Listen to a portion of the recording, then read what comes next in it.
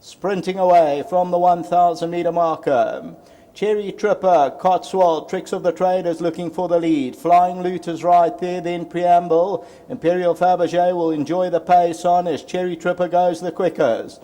Tricks of the Trade is second by a half, and Cotswold's back in third position. Flying Loot is fourth. Preamble with the yellow sleeves and cap. Imperial Fabergé is about 6 lengths off the lead. Turning for home, 500 to go. Cherry Tripper from Tricks of the Trade, Cotswold. Flying Loot's got about 4 lengths to make up. Then comes Preamble, Imperial Fabergé. 400 to go, Cherry Tripper. Flying Loot's going to try and put on the pressure. Imperial Fabergé tries to run on towards the outside. It's Cherry Tripper, Flying Loot, Tricks of the Trade on the outside, then Imperial Fabergé, and it's still Cherry Tripper. Flying Loot's coming on powerfully though, and Flying Loot's going to get up and win it. Flying Loot has won it. Cherry Tripper second, third Imperial Fabergé, then Cotswold, Preamble and Tricks of the Trade.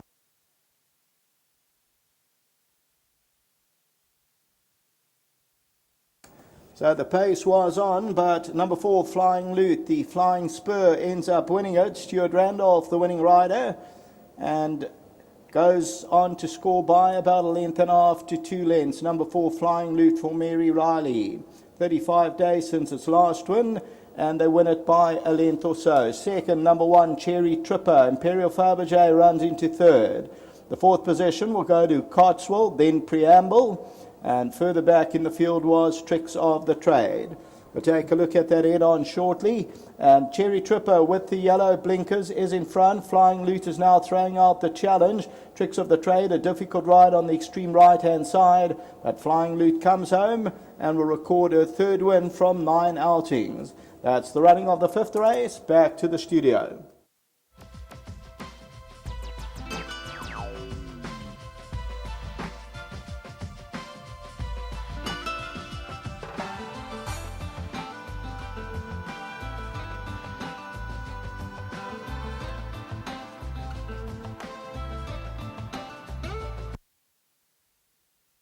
Well done to trainer Paul Lafferty and his team, and of course owner Mrs. Mary Liley and Mr. Van Wyk here, bred by Stud Consultants, of course, an Aussie importers, coming through to win a very good race. And I thought a top ride here by Stuart Randolph. Roy doing duty for the stable. Roy, this filly, I really like the manner in which he quickened today. Yeah, well, there was so much pace in that race. We decided that we'd take her off and stick her about second, third or fourth, depending on how fast they were going. And she settled nicely, kicked on very nicely. To be honest with you, I was a bit worried about going around the turn. I thought she might be better down the straight, but she proved me wrong. And as time goes on, she's getting more and more settled and turning out to be quite a decent filly. This could be the big win of her career today. This was the good one. Yeah, I think there's a lot more to come, actually, based on the fact that she's just getting better each time and settling down nicely. So if she can do that, I think over 1,000 we might pick up a couple of black type. Still got a few more runners left. Anything else that we can follow? I like my 2 in the 8th, Auction King and Double Clutch. Double Clutch is probably slightly better prepared.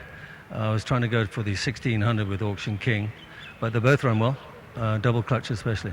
And then you got, I think, a previous strip. Yeah, he's got to improve. Thanks for that, Roy. Give our best to Laf. All right, I will. Thank you. Well done to Roy and Laf and the team. Top ride, Stu. I really like the way you handled this filly, because as Roy mentioned, as we mentioned in the preview, the speed was always going to be on. It was a small field, and it's all about, just going through the fractions in your mind and timing your run. Yeah, look, like you said, on paper it was always going to be quick. Now I must just go back to her last run where she had the big weight, and we actually gave her a chance, and what surprised me, she actually ran on nicely that time. So we discussed with Roy, we thought, look, the speed's going to be on, let's give her that chance. She ran on nicely her previous run, see if she'll do it again today, and she did. Yeah, you seem to time it to perfection. Yeah, it just worked out nicely for her. I could feel I was always going to get to him. I was just letting her get there in her own speed, without knocking her around. She's a little bit hot.